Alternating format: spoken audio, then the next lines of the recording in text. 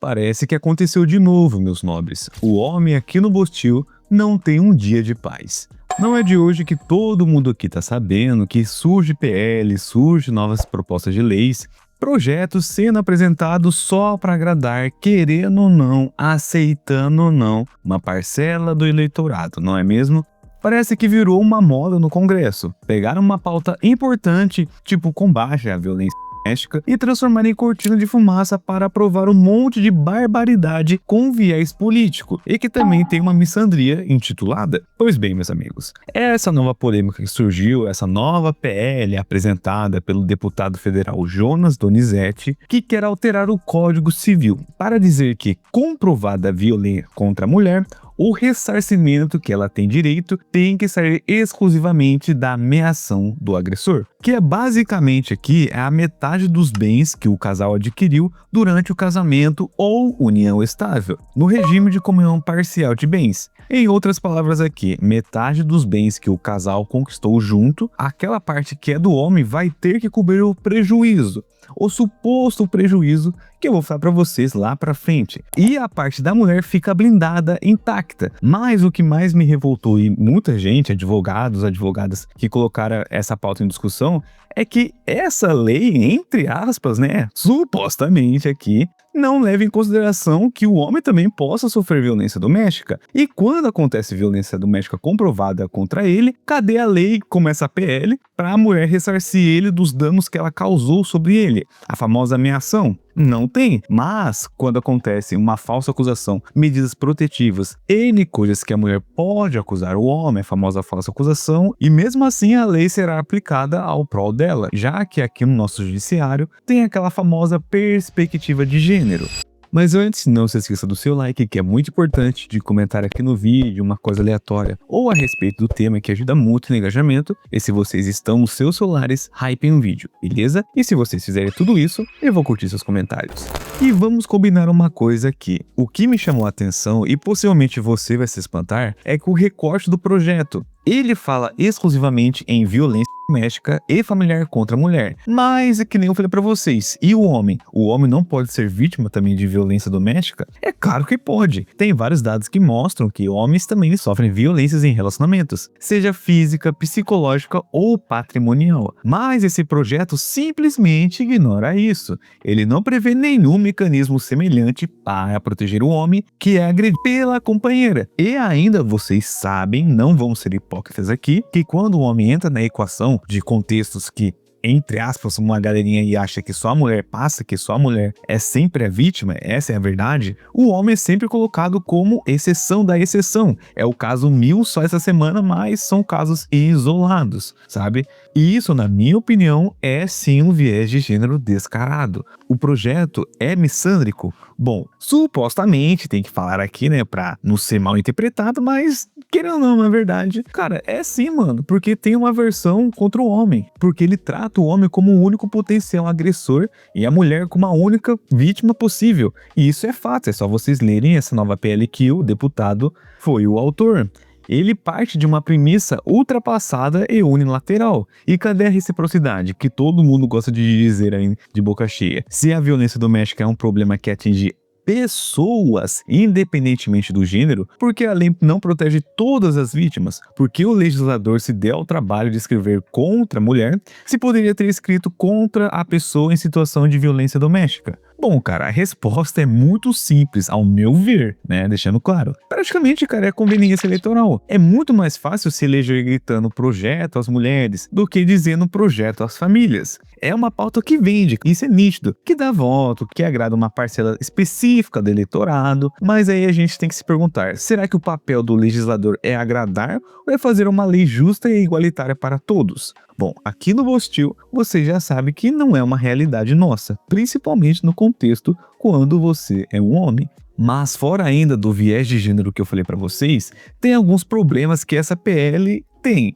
O texto do projeto é extremamente vago, porque ele fala, por exemplo, assim, em ressarcimento, mas não detalha o que pode ser ressarcido. Seria as despesas médicas, por exemplo, ou acompanhamento psicológico, ou, por exemplo, os honorários de um advogado, moradia temporária, perda do emprego. O projeto não especifica nada disso.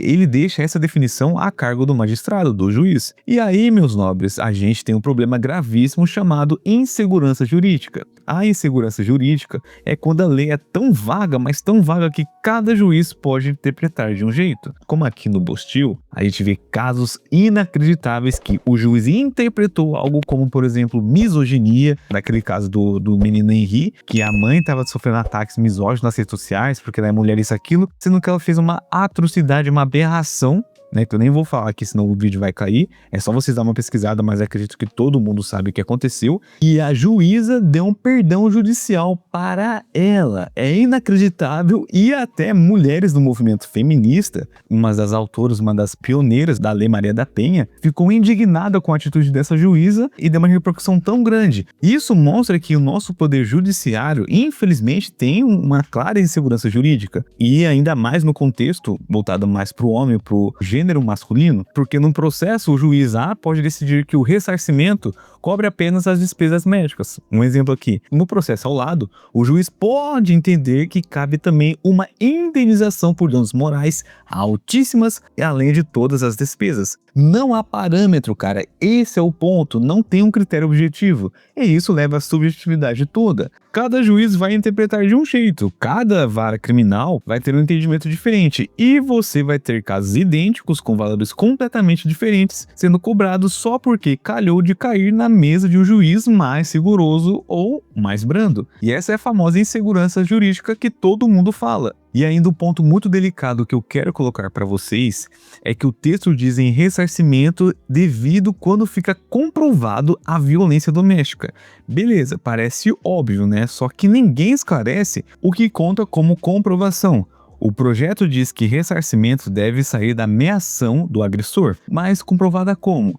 A proposta também não esclarece se é preciso uma condenação definitiva, o famoso trânsito em julgado, quando não cabe mais recurso, ou se bastam medidas cautelares ou protetivas. E é aqui que todo mundo já começa a entender onde que eu quero chegar. Essa é a diferença brutal. Se bastar uma medida protetiva, uma famosa falsa acusação que acontece muito, uma decisão liminar, provisória, muitas vezes concedida com base apenas, veja bem, da palavra da suposta vítima ou agressor, pode ter uma meação bloqueada ou confiscada antes mesmo de ter a chance de se defender adequadamente. Olha como é fácil prever um futuro não tão próximo assim se caso essa PL for sancionada pelo presidente. Uma cena do dia a dia. Um casal tá no meio de uma separação. Briga pela guarda dos filhos, partilha de bens, é aquela novela toda que todo mundo sabe que acontece. Aí a mulher, muitas vezes orientada ou com um advogado de má fé,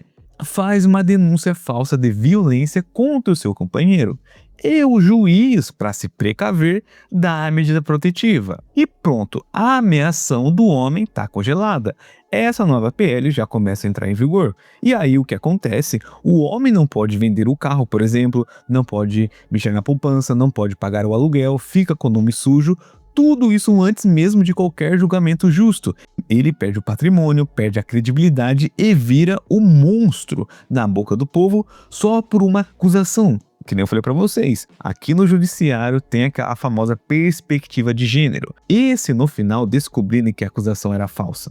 E daí? O processo vai demorar anos. Como aqui no Brasil, todo mundo entende que, infelizmente, é assim que funciona. Até lá, a vida do homem, do, entre aspas agora, vítima, só que eles não enxergam como vítima, né? O homem nunca é vítima de qualquer situação, de violência doméstica, em todos os contextos o homem nunca é levado em consideração, ele é sempre a exceção da exceção, né? Um homem não sofre isso por conta do patriarcado e N coisas. E isso não é justiça, cara. Isso é uma licença para tomar o que é dos outros usando uma máquina pública. Porque vai ser batata que vai acontecer isso, cara, se essa lei for aprovada. Vai ter muitos casais, até aqueles que não são casados, mas que têm uma união estável, namorado, que mora junto. Relacionamento que hoje em dia pode ser considerado união estável, que eu também já fiz vídeo aqui a respeito, do famoso contrato de namoro, que muitos homens estão querendo entrar com um advogado para montar um contrato de namoro, porque o medo jurídico, a insegurança jurídica tá chegando num patamar tão grande que até na questão de namoro, uma questão simples, já tá virando uma dor de cabeça. E E se essa PL for aprovada, for sancionada, vai virar uma espécie de arma em um processo de divórcio, o que muitos chamam de litigância de má-fé. A pessoa usa o jurídico para prejudicar a outra parte, sabendo que a acusação é falsa, mas contando com a presunção de veracidade que envolve a palavra da vítima. Porque isso é tão óbvio que esse projeto vai criar um incentivo perverso para que muitas mulheres mal intencionadas e seus advogados utilizem a violência doméstica como uma estratégia processual para tomar o patrimônio do ex-companheiro, você, meu nobre. E isso mostra mais uma vez que aqui no Bostil não é para amadores. Essa nova PL mostra uma bandeira vermelha gigante para qualquer homem que esteja em um relacionamento ou que um dia venha a se relacionar. E a verdade é que poucos querem enxergar é que isso abre um precedente perigosíssimo, o de que a palavra da mulher, que é agora sempre considerada a vítima em todos os casos, agora casos de violências domésticas, tem um peso tão grande que pode por si só justificar a transferência forçada de patrimônio do homem para a mulher, antes mesmo de qualquer condenação definitiva. E é lógico também, isso é praticamente uma lei missândrica, porque isso custa ignorar os homens que são também vítimas de violência doméstica, ao custo de criar uma insegurança jurídica gigantesca e de abrir uma porta enorme para o uso indevido do sistema jurídico, que é óbvio para todo mundo aqui que vai ser usado da maneira como acontece aqui no Brasil. Falsas acusações, coisas absurdas que a mulher faça contra o homem e sai pela porta da frente, já que aqui no Brasil não tem leis tão severas assim para um lado da história. Mas e você, concorda com esse projeto? Acha ele justo? Ou também você enxerga que tem um viés de gênero e que tem riscos óbvios que eu apontei aqui no vídeo? Deixa aqui nos comentários. E também, se você gosta do meu conteúdo que eu sempre trago aqui, tem algumas maneiras que vocês podem me ajudar financeiramente, que as opções estão aqui na descrição, que você entra no Apoia-se. Aqui no YouTube tem como você deixar um valeu demais, ou fazendo parte do Seja Membro, que você paga um valor simbólico todo mês, é menos que uma Coca-Cola, que não vai te pesar em nada, ou ainda da forma grátis, que ajuda muito também. Deixando um like, comentando, se você tem um tema de vídeo, também comente aqui, se inscrevendo no canal, hypando o vídeo se você está no seu celular e pelo menos compartilhando o vídeo para um amigo, beleza? Então, cara, no mais é isso. Eu desejo sucesso para todos vocês e até a próxima.